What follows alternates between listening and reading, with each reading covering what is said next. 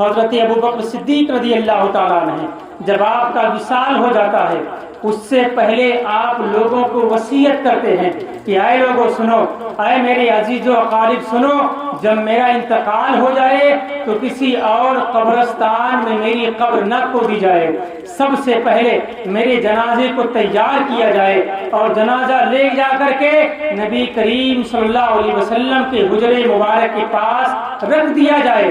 لوگوں نے پوچھا اے ابو بکر صدیق، آپ کو نہلا دھلا کر کے کفن پہنا کر کے نبی کے حجرے کے پاس کیوں رکھنا ہے، کیا معاملہ ہے؟ ابو بکر صدیق ہیں، نبی سے بڑی محبت کرتے ہیں، یار غار مصطفیٰ ہے، نبی کریم صلی اللہ علیہ وسلم حضرت ابو بکر صدیق سے اتنی محبت کرتے تھے، اتنا لگاؤ رکھتے تھے۔ ابو بکر صدیق رضی اللہ تعالیٰ عنہ کو نہلایا گیا، دھلایا گیا، کفن پہنا دیا گیا، اب لے جا کر کے اللہ کے رسول کے حجرے مبارک کے باہر رکھ دیا جاتا ہے، اور ابو بکر نے کہا جب مجھے تیار کر دیا جائے اور اللہ کے رسول کے حجرے کے پاس جب رکھ دیا جائے اور وہاں پر عرض کیا جائے یا رسول اللہ علیہ الصلوۃ والسلام، یہ آپ کا یار غار ابو بکر صدیق ہے، یا رسول اللہ اگر اجازت ہو تو آپ کے پہلو میں دفن کر دیا جائے۔ لوگ جانتے تھے، دنیا دیکھ رہی تھی، بخاری شریف کی حدیث مبارکہ ہے، لوگوں نے دیکھا کہ نبی کے حجرے مبارک کا دروازہ بند تھا، کیا تھا؟ بند تھا، اس میں تالا لگا ہوا تھا۔ بخاری شریف کی حدیث مبارکہ ہے، لوگوں نے جب جا کر کے نبی کے حجرے کے پاس جا کر کے اور یہ کہا یا رسول اللہ آپ کا یار غار ابو بکر صدیق آپ کے حجرے کے باہر اس کا جنازہ رکھا ہوا ہے، یا رسول اللہ اگر اجازت دے دیں تو ابو بکر کو آپ کے پہلو میں دفن کر دیا جائے۔ دنیا دیکھ رہی تھی کہ نبی تو وصال فرمائے ہوئے کئی سالوں کا عرصہ گزر گیا ہے، مگر آج صحابہ کرام نبی کے حجرے کے پاس کھڑے ہو کر کے کیا کہہ رہے ہیں؟ حضور اگر اجازت ہو تو ابو بکر کو آپ کے پہلو میں دفن کر دیا جائے۔ گویا صحابہ کا عقیدہ تھا کہ نبی بظاہر ہماری نظروں سے اوجھل ہو گئے ہیں، اپنی قبر مبارک کے اندر آرام فرما رہے ہیں۔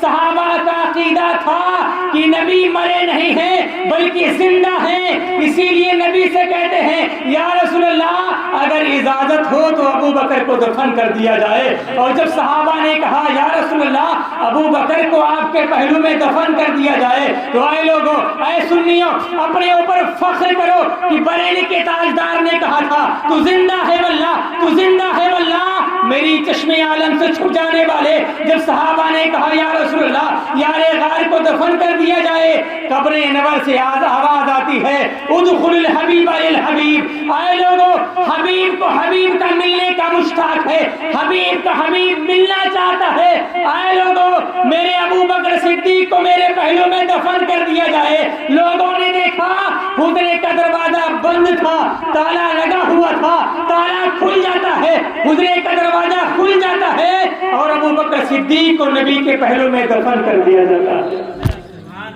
وہ ابو بکر صدیق ہیں، نبی آپ سے اتنی محبت کرتے ہیں، اتنا لگاؤ رکھتے ہیں، تو پیارے ہم بھی نبی سے محبت کرنے والے ہیں اور نبی سے لگاؤ رکھنے والے ہیں، نبی کی چاہنے والے ہیں، یہ ابو بکر صدیق رضی اللہ تعالیٰ عنہ۔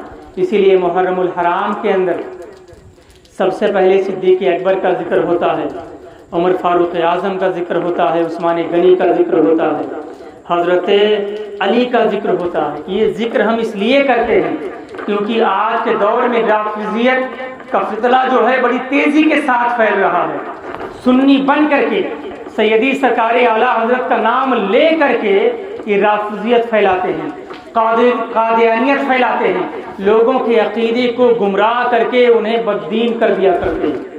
ہمارا عقیدہ یہی ہے کہ صدیق اکبر بھی جنتی ہیں، عمر فاروق اعظم بھی جنتی ہیں اور عثمان غنی بھی جنتی ہیں، یہاں تک کہ اللہ کے رسول کے جتنے صحابہ ہیں سب کے سب صحابہ جنتی ہیں۔ صدیق اکبر رضی اللہ تعالیٰ عنہ، نبی سے اتنا محبت، اتنا لگاؤ ہے۔ آپ کو ایک چھوٹا سا واقعہ اور سنا دوں۔ ابو بکر صدیق ہیں، ابو بکر صدیق رضی اللہ تعالیٰ عنہ یار غار رسول ہیں۔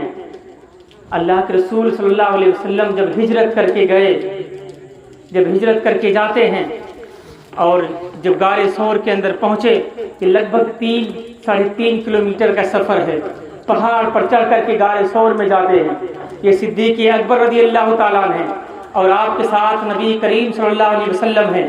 جب آپ ہجرت کر کے جانے لگے تو آپ کو جب ٹھہرنا ہوا غار ثور کے اندر، نبی کریم صلی اللہ علیہ وسلم ہیں اور حضرت ابو بکر صدیق رضی اللہ تعالیٰ عنہ ہیں۔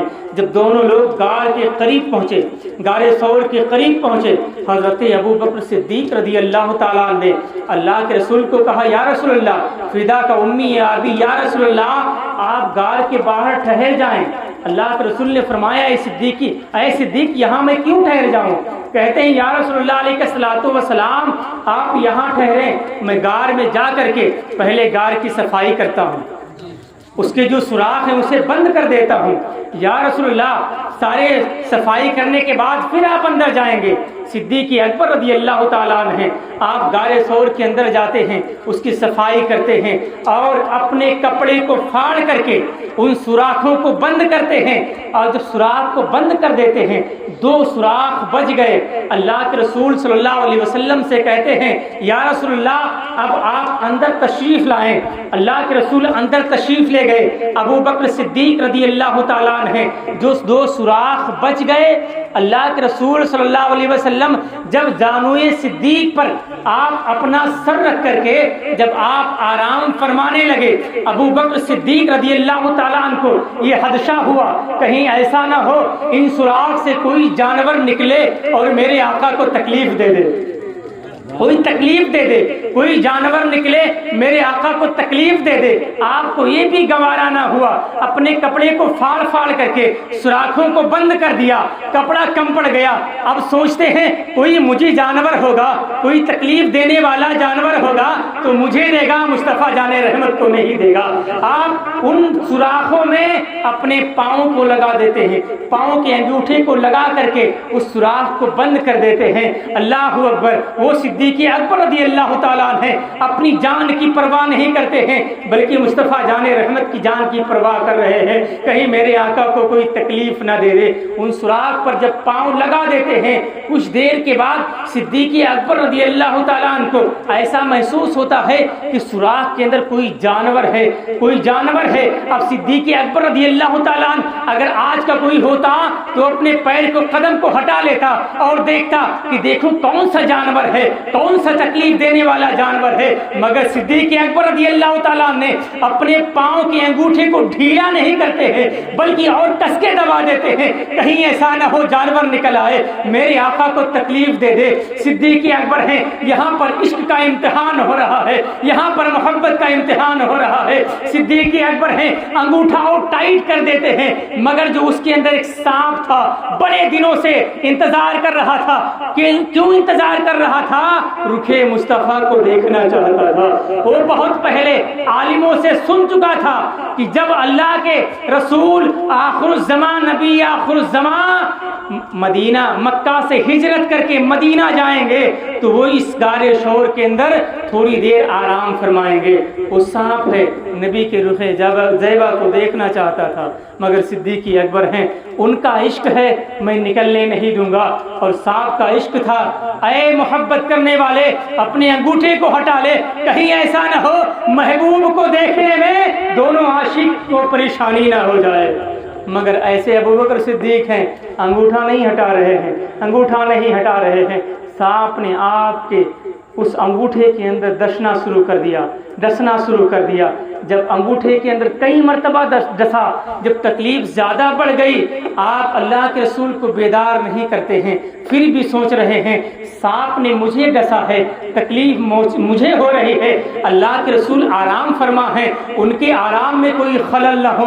کتنا عشق جو تھا، کتنی اونچائی کی بلندیوں پر پہنچا ہوا تھا عشق۔ ابو بکر صدیق رضی اللہ تعالیٰ عنہ نبی کو بیدار نہیں کرتے ہیں، مگر جب تکلیف زیادہ بڑھ گئی تو وہ تکلیف آنکھوں سے باہر نکلی اور آنکھوں سے آنسوؤں کے قطرات جب باہر نکلے تو میں نہیں کہوں گا کہ وہ آنسو کے قطرات تھے، میں تو یہ کہوں گا دنیا کے اندر ایسا قیمتی آنسو اور ایسا قیمتی پانی ہو ہی نہیں سکتا جو آنکھوں سے نکل کر کے رخسار نبی پر جا کر کے گرے۔ اس کی قیمت دنیا کے اندر کوئی کسوٹی پر کوئی کس کر کے اس کی قیمت لگائے، دنیا کے اندر کوئی دولت ایسی نہیں ہے جو ابو بکر کے آنسو کی قیمت لگا سکے، انہیں خرید سکے۔ ابو بکر صدیق رضی اللہ تعالیٰ عنہ کے آنکھوں سے آنسو نکلے اور رخسار مصطفیٰ پر جب پہنچے نبی بیدار ہو گئے، کہتے ہیں اے میرے دوست کیا معاملہ ہے، آپ کی آنکھوں سے آنسو کیسے نکل آئے؟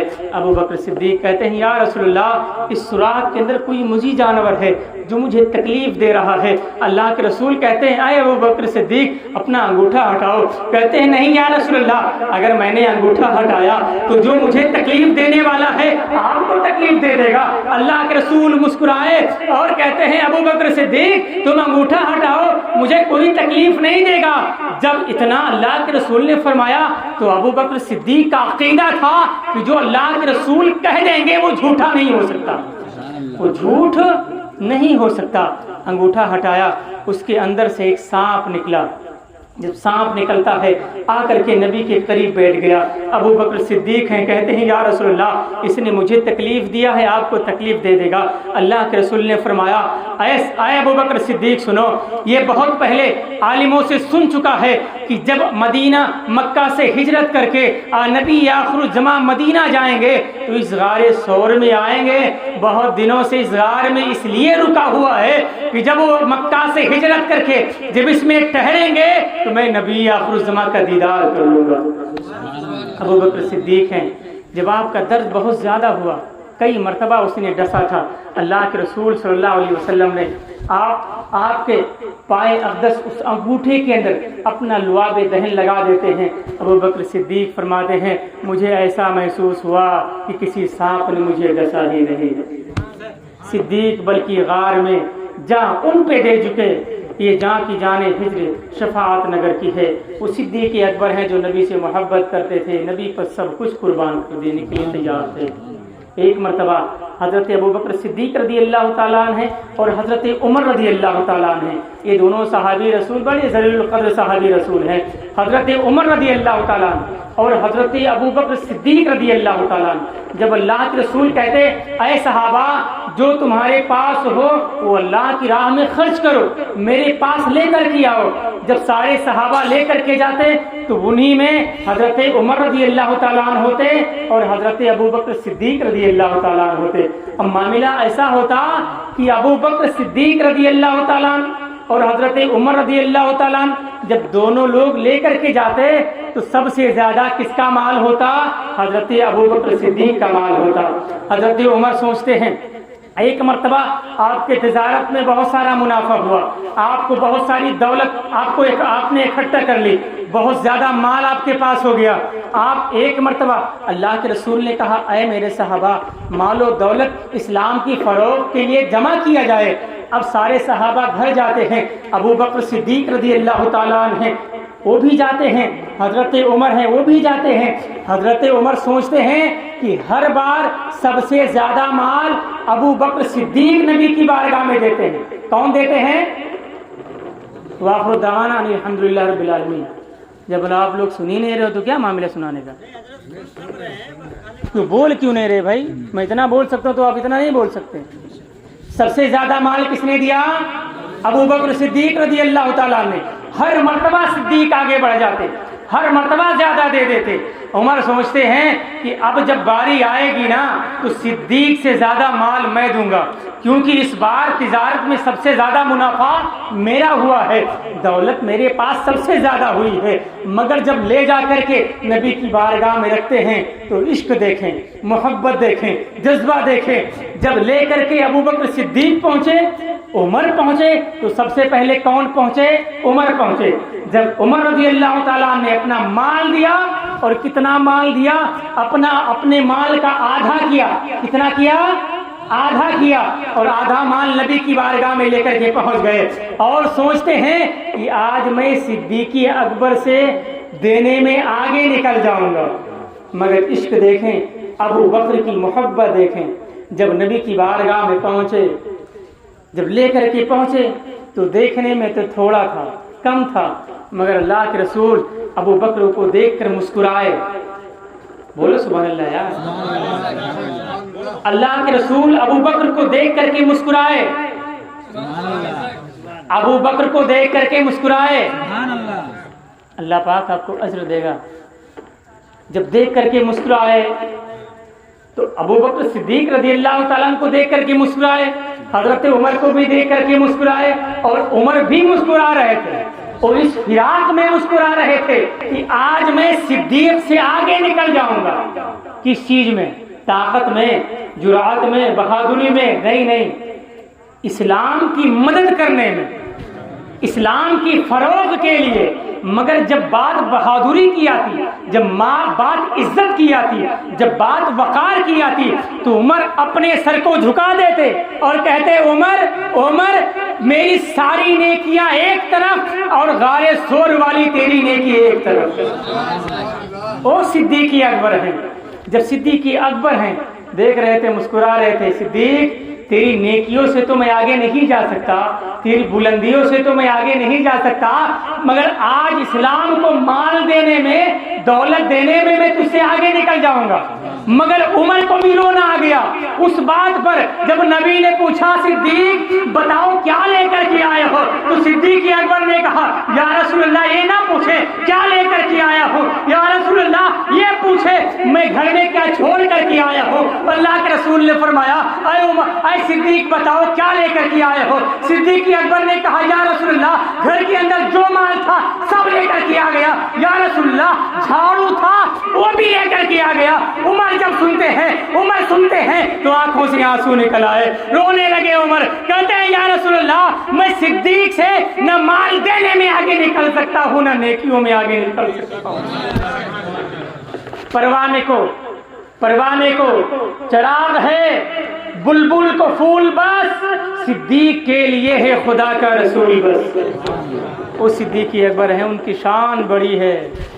عمر ہیں وہ بھی پیچھے نکل آتے ہیں.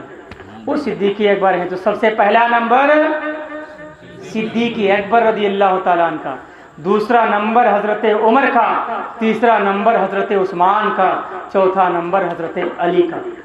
یہ پہلے خلیفہ ابو بکر صدیق ہیں جن کی تعریف، جن کی بلندی بیان کرنے کے لیے وقت نہیں ہے. مگر آپ عہد کریں، وعدہ کریں کہ وہاں میلاد شریف ہو رہا ہے، یہاں ختم ہو رہا ہے، وہاں پر ہمیں شرکت ضرور کرنا ہے. وآخر دعوانا الحمدللہ رب العالمین. اور یاد رکھیں دونوں لوگ مینیج کریں، کوئی عشاء کے بعد کرے، کوئی عشاء سے پہلے کرے. یہ خلفشار ہوگا، دل آزاری ہوگی یار. کسی کا دل حسینی ہے، کسی کا دل دکھاتے نہیں ہیں. وآخر دعوانا الحمدللہ رب العالمین. کھڑے ہوئے سلام پڑھ لیں.